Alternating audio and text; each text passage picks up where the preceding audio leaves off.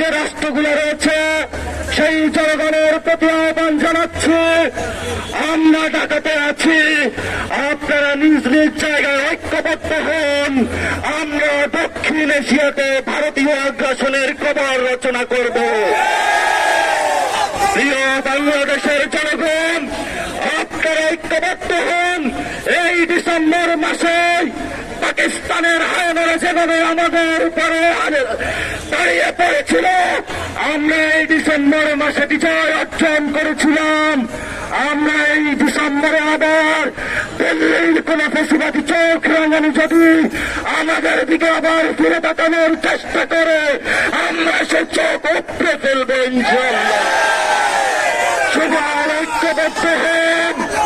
আওয়ামী লীগ এবং তার দোসরদের বিচার বাংলার মাটিতে বাংলার জনগণ করে ছাড়বে। ডিসেম্বর মাসে জাতীয় নাগরিক কমিটি এবং বাংলাদেশের অপরাপর যে রাজনৈতিক দল রয়েছেন সকলকে আমরা আজকে আবার শহীদ মিনার থেকে ঐক্যের ডাক দিয়ে যাচ্ছি। আওয়ামী লীগের বিরুদ্ধে দাঁড়ান, আওয়ামী লীগের ফেসিবাদের বিরুদ্ধে দাঁড়ান। যদি বাংলাদেশের কোন দল, যদি বাংলাদেশের কোন গোষ্ঠী আওয়ামী লীগের পক্ষে, ফেসিবাদের পক্ষে, দিল্লির পক্ষে দাঁড়ানোর চেষ্টা করে, তারা বাংলাদেশে তাদের কবর রচনা হবে। প্রিয় সংগ্রামী বন্ধুগণ, পরিশেষে বলতে চাই, আপনারা ধৈর্য ধারণ করুন। বাংলাদেশের ভিতরে এবং বাহিরে ফাঁদ ফাটানোর চেষ্টা চলছে, দাঙ্গা লাগানোর চেষ্টা চলছে।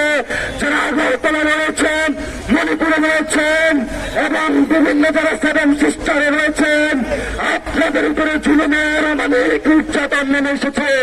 আপনারা কোনো ফাটানো ফাঁদে পা দিবেন না, আমরা আপনাদের সাথে আছি। আপনারা ধৈর্য ধারণ করুন।